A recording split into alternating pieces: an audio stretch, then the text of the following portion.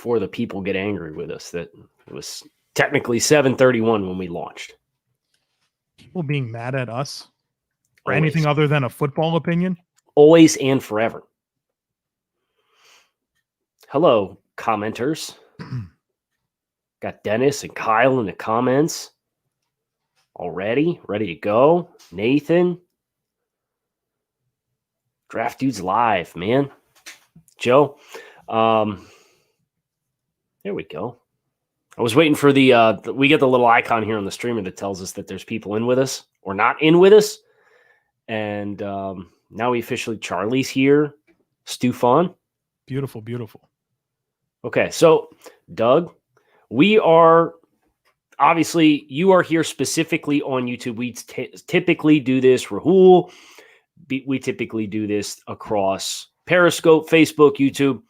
Strictly YouTube today. We got a special announcement. Phase 3 of the mock draft simulator. Joe, we got some new features that we're going to be doing a promo for. These will be here before kickoff of the start of the NFL season. It's like in 2 days. It's like 72 hours from like right now. 3 days or something. Get pumped, first of all. Second of all, we'll run the promo video, but we're not going to lead with it. We're going to start getting into takes on takes. We'll get about halfway through. We'll run the video. Our aiming point, we're going to thread the needle. We're going to be done here by 8 o'clock so that, Joe, you and I can go scout BYU versus Navy because we do have college football in it. Gotta work. Working hard or hardly working? Both. So, Draft Dudes Live, takes on takes. Comments are popping. Submit your hot takes, please. Submit your hot takes. We will react to them. We have some in the bullpen because we know we're not across all social mediums and platforms that we typically are, but we would much rather handle live takes from you guys than handle pre-scripted takes. So, Joe, the floor is yours whenever you are ready to push off here. Let's do it. What's better than this? Guys being dudes here on the Draft Dudes podcast presented by Locked On. It's Joe Marino and Kyle Krabs from the Draft Network, and we are your hosts here on this live Takes on Takes episode of the show. Today's episode is brought to you by RockAuto.com. They have amazing selection, reliably low prices, and all the parts your car will ever need. Kyle, happy Monday evening to you. Monday evening, Takes on Takes night, whatever you want to call it. We're off and running, and I know you pulled some pre-takes ahead of time to make sure that we can just rapid fire these things and rip our way through. But we have some in the comments already. We have a Colts one. We have Adrian Peterson, who signed today with the Detroit Lions. Yep. Or I guess if you're listening on Tuesday, it would have been signed yesterday with the Detroit Lions. So lots to get into today. All right. So let's go with this one. This one triggered me a little bit. Okay. Bobby Winter. Okay. He said the 2020 Broncos are the 2019 Browns. A lot of similarities. I'm not falling for the hype again. So 2020 Broncos equal 2019 Browns. Or 20. Yeah. I can see it. I don't think offensive line is. I don't see this. Offensive line is problematic. Right? No, it's not. It's Joe, not. Look at the Greg Broncos Robinson offensive and Chris line. Hubbard, Garrett Bowles and DeMar Dotson / Elijah Wilkerson. Those are markedly better players than what the Browns touted out there at tackle. But are they good? They're serviceable players. Those Who's were a better like quarterback, Drew. Who's a better quarterback, Drew Lock or Baker Mayfield? Baker, but it's not this. When you isolate that offensive line in a vacuum, it's not as bad as. I'm going through the bullet points here. The Broncos have better offensive tackles this year than the Browns did last year. Who's got better running backs? And don't you dare say the Denver Broncos. It's Cleveland, but it's not because Denver has bad running backs. It's like the difference there isn't that big of a deal. Who's got better wide receivers? Browns. Okay, so we literally just gave everything to the Browns having more talent. It's not the point. He didn't say which team is better. He said a team that has some hype. Yeah. That falls on their face. The reason the Browns fell on their face is because they had non-NFL caliber offensive tackles with a non-qualified head coach who was sloppy as can be. That is not what you have in Denver. Denver has legit defense. I could see that. What percentage would you give happening that Denver finishes? What was Cleveland last year? 6-10? Yeah. what percentage would you give the Broncos to finish 6-10? Joshua in the comments says Broncos have a better coach, and you're absolutely right. They do. But I do see some potential pitfalls. Joe, how many times in our scouting meetings did you sit there and say, we have developing quarterback, and developing weapons? You have your own percentage could there be that this could go wrong? Oh, a good percentage, but you have different issues. I don't see the parallels between the two teams. Like we talk about, like they could both be 6-10, but they'll be 6-10 for very different reasons. Okay, well, it's just a team that has hype that might fall flat on their face. It's not for the same. We're not saying it's for the same reasons. Everybody said playoff for the Browns last year. The darlings of the NFL. The people just think the Broncos are going to be a reasonable team, 7-8 wins. Tell that to Dre Harris. Our guy Dre is all about Denver. I can't help you with Dre Harris on some of his Broncos takes. I thought I liked the Broncos. Dre Harris likes the Broncos. Dre Harris does like the Broncos. Dre's the man, though. Okay, let's get into some of these live takes. Alejo.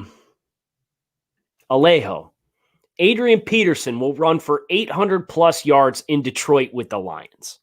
What a tough backfield to sort through with Swift there, with Kerryon Johnson. I mean, I think Bo Scarborough's still around. Yeah, AP he is. Signed this week. AP wasn't rostered by the Reds Washington football team. Oh, good catch, Joe. Good catch. Brother, that's a team that needs every offensive skill player that they possibly can have. And they said, we don't have time for you. No, I think they're in the midst of a youth movement here. Then why did you cut him now? Why was he even part of your plan at any point? Because we probably had to get comfortable with seeing where Bryce Love was at. We needed to make sure that Antonio Gibson could actually play running back, considering he had like 33 carries in his college career. I think Peyton Barber's the back in Washington people are sleeping on. Whether I'm not saying he's a great player, but I think he's going to get some market share that everyone's gravitating. Oh, Antonio Gibson, Bryce Love. I think Peyton Barber finishes the year with the most carries for Washington. You agree with that take? Yes, I do. I think it's a pretty good chance. So I'm taking way under on AP and 800 yards in Detroit. Oh, Bill Butler. He DM'd me ahead of time. I want to make sure we get this one in. Because he reached out to me ahead of time and was like, hey, I'm actually available tonight.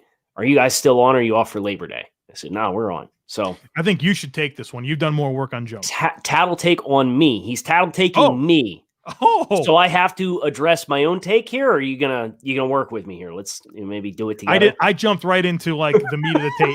I'll be honest with you. I overlooked the first tattle take on me for saying after doing my Giants deep dive, I can confidently say Daniel Jones will be a starting quarterback in the NFL for 10 plus years. You said this. This is your words.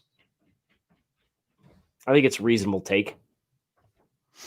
I believe there was some kind of qualifier there that he had to get better processing against zone coverage and cut down on the negative plays. No, that's not important. This is the soundbite we need, right? This is the quote, man. This is A+ media work here by Bill Butler. Mm-hmm. Look, I think what's impressive is that you were pretty lukewarm on Daniel Jones coming out of college, and so was I, right? I mean, I kind of thought of him as a day two guy. I comped him to Tannehill, right? Like, needs to have a perfect environment around him. Tannehill's still got a ways to go to get to 10 plus years now. You know, he's like an 8-year starter. He's still got to hang on to a job for a while here. Yeah. I think it's a pretty confident statement. Daniel Jones's peaks were pretty good last year for a rookie. They were very good. So I don't think there's any reason right now to dismiss that this is true. Right? I mean, you've got to. There were peaks and valleys, right? And you got to get the valleys to be like sea level. You know, you can't have Mount Everest and then have what's that oceanic ridge that's like the lowest documented point below the surface of the water of the ocean. Yeah, you will never know that. I don't even know why I bothered to ask you that. Yeah, but it's like it was here and here.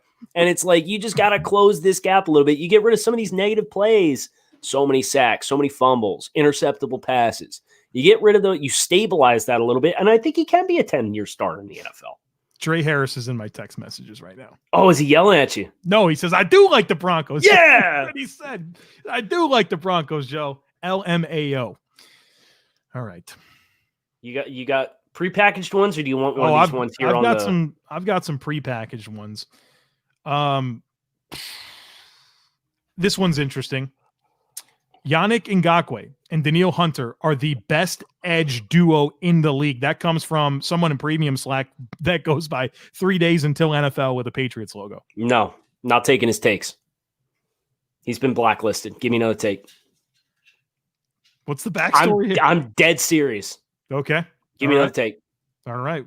He'll learn his lesson real quick for being rude. All right. Okay. This one's interesting from Morgan Lewis with a Dolphins logo. Okay. I'll take this one. Josh Allen, quarterback, Buffalo Bills, will not throw for more than 450 total yards against Miami this year. 450 total? I'm passing. I need to see it happen first. So you think that you agree with him? He will pass for more than 450 yards in two combined games. Now, one of them being week 17, or last game of the year. Oh, maybe he sits. So that's a caveat there. Yeah. If he plays 2 games, I will say he goes over that number because he's crushed the Dolphins. He's absolutely demolished the Dolphins. It's 225. No, what is that? Is that 225? No, that's 450. 225 a game. 225 a game. Yeah. Not a math guy. Heck no, I'm not. If he plays 2 games, I think he gets that. And that doesn't necessarily mean that Josh Allen's lighting it up against Miami. I just think I think he's sold a little bit low there. Sam Robinson. The Dak Prescott situation is a perfect example of why you should reset the market when it comes to giving players new contracts. Absolutely. So think about the players, the quarterbacks that have gotten contracts now between when Dallas could have got this deal done ahead of the 2019 draft and now. It's like we've now seen Mahomes and Watson get deals. Wentz got a deal. Who else got? There's somebody else that got a big deal too. It was like Rodgers was the peak of the market. And then we had like 5 quarterbacks all get deals. And now Dak, I don't know, if you would have been aggressive in April of 2019 or March of 2019 to get this done, you're probably paying Dak 33. Now you're probably paying him 36 plus.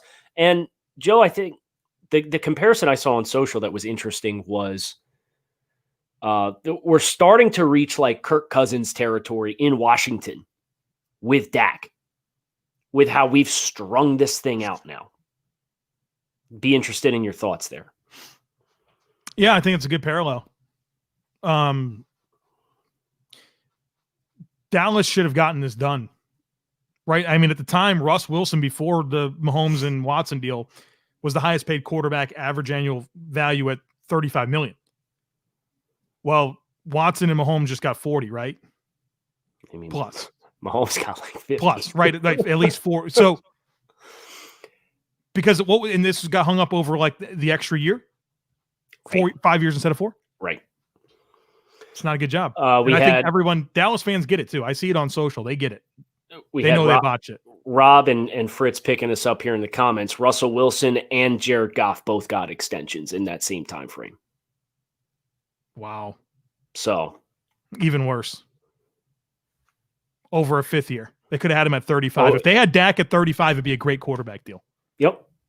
Especially when you consider the infrastructure of the rest of the team that they have around them, right? Yep. You hit on some draft picks, and it's not like they've sold their soul to get the roster to the point where it's at right now. They have assets to work with. Make sure we get this one from Rahul. Mm-hmm. Woo! The Colts will have a top 10 overall offense and defense. #certified bad at maths. Is that secondary good enough to be top 10? Do they have enough defensive line depth to be top 10? Leonard, Okariki's they're top end talents, really. DeForest Buckner. Yeah. Do they have enough outside of that? I don't think so. I think the saving grace is you play Jacksonville twice. Very helpful. Right? If you can keep Tennessee to low scoring games with running the ball. They get the Jets too, right? They're third. Were they third in their division? Behind the Titans and Texans. Yeah. Jets were third in the East, right? So they get the Jets. Yep. So maybe. This might not be as crazy of a take as it sounded. Do you think the Colts have a better chance of having a top 10 offense or a top 10 defense? Top 10 offense. You got Phillip Rivers. If he's got life in his arm You got T.Y. Hilton. You got the running game. You got the offensive line. You got Jack Doyle. Paris I'm Hilton, ready. Yeah. Pittman. Yeah. Good backs, good offensive line, good coaching. When do we get to watch the video, Kyle? You want to do it right now? We got like 60 plus people on YouTube alone watching us. We're halfway through the show. You've never seen it. I've not seen it. Yeah, I know what the video is. I just haven't seen it. Okay. You want to watch the video? Yeah, I want to watch the video. Okay, let's drop the video. This is the new features for Phase 3 of the Draft Network's Mock Draft Simulator. It's a part of our TDN Premium experience. We're very excited for it, and we're excited to share everything that is included with each and every one of you. Enjoy.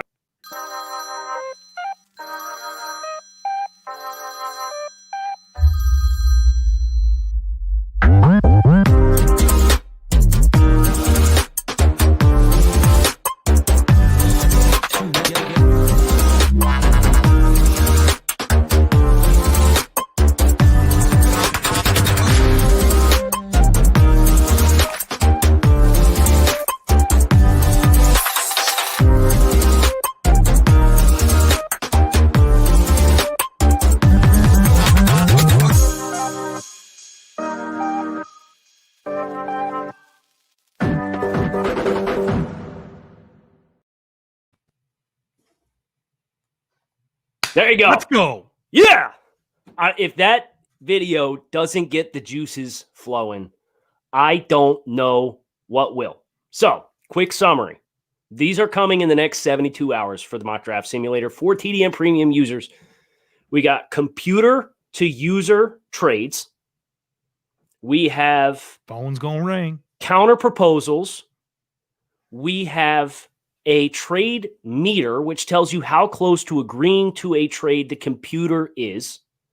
We have future draft picks, several years worth of future draft picks as assets that you can move and manipulate up and down the board with. New user interface. The whole thing's been streamlined. And this video did not even get into, you get to the end of the draft and you have a tab that will show you what trades you made and what assets were included, and you get to the end of the draft, and there's now a button. So instead of screenshotting your mocks, you can just click the share button, and it'll send it to Facebook or Twitter with a link and a feature image. So we're really excited about what the next 72 hours are going to bring. Just in time for the 2020 season. So if you sign up for TDN Premium right now, you get this in 72 hours. You get 32 team preview guides. You get the Eisner board, Solak's contextualized fantasy football. Yep. You get contextualized quarterbacking. You get all of our in-depth scouting reports for the next draft cycle. Yeah. $30 for the year. Do it. Do it. No brainer. No brainer. That actually, we had a take up here at the top. It was from Nick. Very nice doggo here in the picture. Being a handsome premium TDN user is the most common sense thing any human can do. I saw it and I was like, I want to take it now, but I'm going to file it until after we drop what features we have coming for the simulator. Might be the best take I've seen tonight. Yeah, big facts. So you want to get back up on the wagon here? Yeah, I mean, if we can. I'm very impatiently waiting to have this and share my mocks, but well, we got probably 10 minutes worth of takes. Give me the sports nut. Give me the sports nut. Where's he at? Oh, CJ? Yes. Okay, let it rip. Go ahead, read it to me. DJ Moore, top 8 wide receiver under Joe Brady. I don't think here's why I have to disconnect this. I think DJ Moore will be a top 8 receiver when it comes to production this year. Okay. I don't know that people will stack up the top 8 receivers in the NFL and include DJ Moore. No, that he will need several years of that level of production to get that kind of clout and reputation. But he's in a great situation, and like big fan of DJ Moore before the draft when he came out too. So to see him kind of well surpass Curtis Samuel and become the preferred target there has been really fun to watch because he was such an electric player, dude. Dude's never had a quarterback either. No. Ever. No, never. In Maryland, he's had Kyle Allen throwing him the football in the NFL. So Teddy's his best. Teddy will be the best quarterback he's had to deal with. And that's not even like, regardless of whether Teddy lives up to his expectation in his contract or not. And we're not, look, the 2 games with Cam injured, if he had regular Cam, right, that would be a different conversation. Yeah. But not the Cam that tried to play through that foot injury and play 2 games in 5 days to start last year. Guy went on to have 1,100 yards with friggin' Kyle Allen throwing the football. Yep. One of the most inaccurate down the field passers in the league. Rack King. Here's one from B. Rob. Would you rather have the Dolphins corners or Washington's defensive line? This gets into the pass rush versus coverage. This is easy for me because I don't know that it encapsulates that conversation as well as it could. Okay. Washington's got a better D line than the Dolphins have at corner. Chase Young, John Allen, Montez Sweat, Deron Payne, Ryan Kerr, Matt Ioannidis, Ryan Kerr. I mean, that's too much. Like, did you say Montez Sweat? I did. Okay. I didn't know if you did. And it was like, okay, how many guys we got here now? Yeah. And I think Byron Jones is one of the best cornerbacks in the league. Xavier Howard is one of the most productive in terms of taking away the football in the league when he's healthy. I like Noah Igbenogany a ton, right? Like, you knew that. When I first laid eyes on Noah, I'm like, I know he's got a long way to go, but that is such a wonderful skill set. He's arguably been the Dolphins' best corner in camp. Well, and he's got such a high ceiling, right? Yeah. So, no disrespect to Washington or the Dolphins corners. I just think Washington's D line is just that much better. I think you might be able to sell me on a different cornerback group. I don't know what it is though on the top of my head. Patriots have probably the best top to bottom cornerback room in the NFL. Yeah. I guess I still have a natural bias towards the D line. Yeah, I know. We're trench guys at heart. It's okay. It's hard for me. There's nothing wrong with that. That's a good take though. I like that one, B-Rob. Let's see. You got any that stand out to you? The Panthers will pick higher than the Jaguars. Duval. Jacksonville, right? Mm-hmm. Yeah, no question. Do you think that's true? I do not. No, Carolina's not picking higher than Jacksonville. Right. Markedly better football team. Like, there's legit top end players on Carolina. CMC, they have a good offensive tackle group. Robbie Anderson, DJ Moore. They remind Shaq Thompson. They remind me of what the Dolphins would have been last year if they didn't get rid of Tunsil and Minka. So a team that's probably going to win like 5 or 6 games this year. Right. You're going to be 1 foot in and 1 foot out. And then you got to ask yourself those hard questions of like, how committed are we to Teddy? I could very easily see it going south. But like you said, I think they have enough talent in certain spots there in Carolina where if you told me they won 5 or 6 games this year, I would not be stunned at all. I have an M&M's take to get to here. Okay, go ahead. Handle this. This is from Adam, who the self-proclaimed coolest Saints fan you'll ever meet. This is his M&M's rankings. Pretzel M&M's number 1, followed by mini peanut caramel. Mini peanut caramel. Where's the pretzel? Where's the crispy? You think crispy's like even top 2? I mean, it's better than pretzel. It's better than I'm not a huge fan of peanut M&Ms. What about the peanut butter M&Ms? Don't they have those where they're like they do? With, yeah, peanut butter M&Ms, peanut M&Ms are the top 2. No, see, I'm not crazy about peanuts. Cal, you know what question's coming, right? What's that? When's the last time you ate M&Ms? Anytime I've been to a house where they're sitting out in a bowl on the freaking countertop. I can see that. How are you possibly not going to walk by and graze on it and find 2 more excuses to walk back through and retrace your steps so you can grab another handful? When's the last time you purchased M&Ms and ate them? Oh, last year at Halloween when no kids came to our door. I didn't even want it. My wife was like, "No, man, there's a bunch of kids at this neighborhood. We got to be ready for it." You don't get bombarded where you live, man. I can see you just getting bing bong all day long. I hope she's not listening upstairs, but I turned the light off. You said that on the podcast last year. I turned the porch light off so they don't. You got away with that? Nobody rang the bell. Take from Morgan. John Ross will go for 1,000 yards receiving for his career.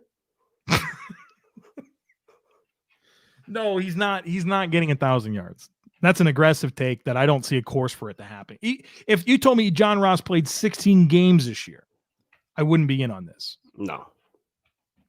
He's option blank in the passing game. Might be 4, maybe 5. Yeah. Like Boyd, Green, Mixon at absolute best. If T. Higgins is anything, he's in that spot. You have Auden Tate, you have Uzoma. Yeah. No. He can help you with spacing, but his value is more impactful when he's healthy in ways other than actually catching the ball. Right. Because of spacing. Yeah. I got an all capital text. You did not turn the light off. So she was watching upstairs. Well, crap. Officially in the doghouse.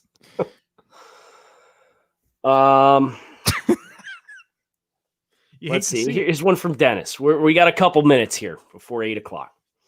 Dennis, Brian Burns will lead the NFC South in sacks.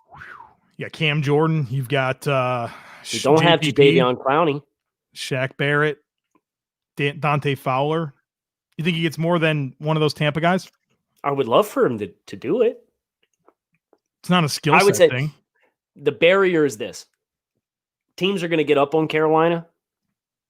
They're not going to be able to tee off on opposition in week to week in the second half of football games and allow Brian Burns to have that volume of pass rush attempts.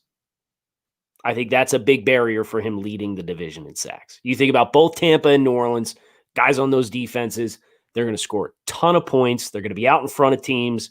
They're going to be down multiple scores in the fourth quarter games. Go get them.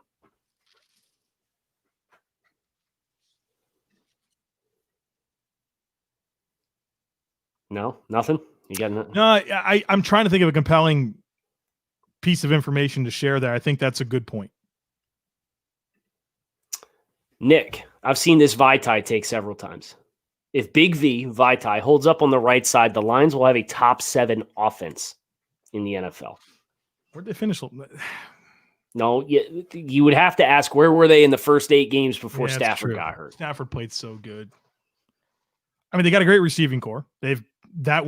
This would lead us to believe that their offensive line's serviceable. Hawkinson should be better. They got depth at running back. And they seem a little more committed to running the football this year. Does that help them get a top 7 offense? I mean, staying balanced. What could help them as well is not having a good defense and needing to move the football. Top 7 is so arbitrary. Right, because it's a volume stat, right? Why did we settle on top 7 though? Not top 10, not top 8. I think top 5. No, top 7. Right, because top 5 is like one of the best offenses in the league. Top 10 is a little bit too general. Top 7 says, I'm not saying they're going to be like elite, but I'm not going to say that they're just really good. Like they're right in the middle of that. Yeah, very good. But I think it's more of that would be a product of volume more than anything. I think Matt Stafford is a bigger key to them meeting this threshold than Big V on the offensive line, though. Health-wise, or do you playing just in general? All encompassing. We know what he can do. Galladay's a good player. Yep. Marvin Jones, Hawkinson, as you said. Josh, Tennessee Titans take.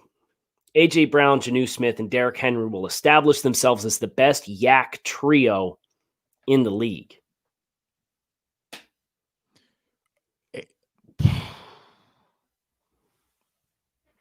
I think you split hairs when you say stuff like this. Because like we can nitpick this and say, well, Clyde Edwards-Helaire, Tyreek Hill, and Travis Kelce, or you can do this. I think you can recognize that Tennessee does have one of the best yak trios in the leagues. I'm trying to get my producers trying to pull up who the most productive run after catch receivers in the NFL were last year. I can get yak per reception. A.J. Brown had 8.8. Mm-hmm. Deebo Samuel had 8.5. So Kittle and Samuel in what, Mostert? Well, what's interesting is Jonnu Smith is 4th on this list with 8.4. Yeah, he's awesome. So the Titans have 2 of the top 4 yak guys. The next team that has multiple teams like in the top, let's call it 20, actually the Raiders had Darren Waller and Hunter Renfrow of all freaking players. Both had like 6.8 or more yards after the catch per reception. Jarvis Landry, David Njoku, and Kareem Hunt can be really fun with that. Landry is a yak guy, though. Yeah, he was 4th in the league last year at 5.2. No. Yeah, be mad about it, but that's what the stats say. I don't know. Derrick Henry's kind of the weird one, right? That has me a little hesitant here to buy in. Let's see what he finished last year with Yak. Well, he didn't qualify in this list that I'm looking at for volume. Wow. Feel like betrayed.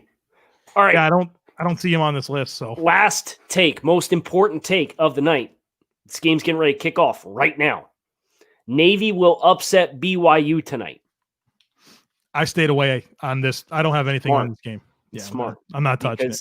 Teams that don't face option offenses, right, versus triple option offense. Yeah, we saw what Army did to Middle Tennessee State. Right, Middle Tennessee State had no Holy idea. Cow, and they refused to adjust at all. Nope, 2 high safeties all game. BYU, pro tip: roll that second safety down into the box and get an extra defender for your run fits when they run triple option. Can BYU score enough to get up and get Navy out of their stuff? I would be inclined to say Navy wins this game. So you like this take? I think it was BYU -1.5. I can see Navy winning this game. All right, there you go. Draft Dudes live, takes on takes, debuted the TDN Phase 3 mock draft simulator features today, which are dropping in the next 72 hours. We took a bunch of your takes. You joined in on YouTube, which we're very thankful for. Make sure you hit subscribe. Click that button. Click subscribe on the podcast if you are listening to this after the fact on Draft Dudes, and make sure you follow along with us for the rest of the week. We got NFL games on Thursday. We got college games on Saturday. We got NFL games on Sunday. So there's a lot ahead of us for us to get into. We look forward to talking with each and every one of you every step